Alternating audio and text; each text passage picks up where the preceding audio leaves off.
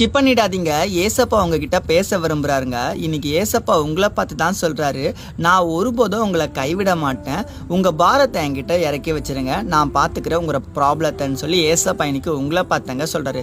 ஏசப்பா கைவிடாத தேவன். விசுவாசிக்கிறீங்களா? வசனம் சொல்லுறது கேளுங்க.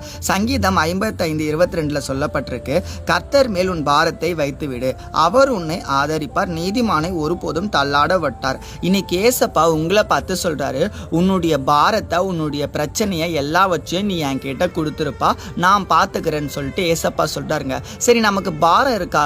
சரி, பாரம்னா என்னப்பா? பாரம்னா ஒரு பெரிய சுமங்க, ஒரு பெரிய வெயிட்டுங்க. இன்னைக்கு நம்ம நிறைய பேருக்கு ஒரு பெரிய வெயிட் இருக்கு. என்ன வெயிட் தெரியுமா?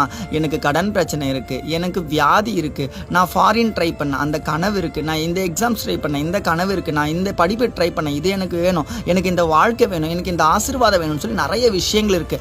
அது நடக்கலைன்னு சொல்லிட்டு அதை நினைச்சு ஓவர் திங்கிங்ல மண்டை வெடிற அளவுக்கு இப்போ ஒரு பாரம் இருக்கு பத்தியா மகனே மகளே. உன் பாரத்தை, உன் பிரச்சனையை, உன்னுடைய எல்லாவற்றையும் போக்குறதுக்கு, உனக்கு அதிசயம் செய்யறதுக்கு, நன்மை செய்யறதுக்கு, உனக்கு விடுதலை தரத்துக்கு, உனக்கு ஆசீர்வாதத்தை தரத்துக்கு நான் இருக்கேன், நீ கவலைப்படாத, அதை நீ என்கிட்ட ஒப்பு கொடுத்துருன்னு சொல்லி ஏசப்பா இன்னைக்கு உங்களை பார்த்தாங்க சொல்றாரு.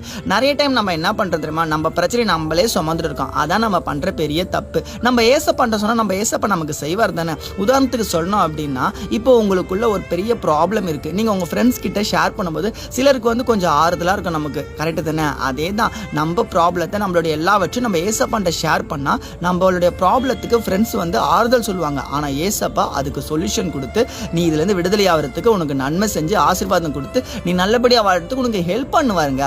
ஏசப்பா ஹெல்ப் பண்றதுக்கு ரெடியா தான் இருக்காரு. ஆனா நீங்க என்ன பண்ணணும்? ஏசப்பாண்ட சொல்லணும். அதுக்கு முன்னாடி கடைசியா ஒரே ஒரு விஷயத்த மட்டும் சொல்லிக்கிறேன். நீதிமானை ஒருபோதும் ஏசப்பா கைவிட மாட்டாருங்க. நீதிமானா வாழ்றது இந்த உலகத்துல முயற்சி எடுங்க. உங்க பாரத்தை, உங்க பிரச்சனையை எல்லாவற்றையும் இன்னைக்கு ஏசப்பா போக்க போறாரு. இன்னைக்கு உங்களுக்கு விடுதலை கிடைக்க போதுங்க.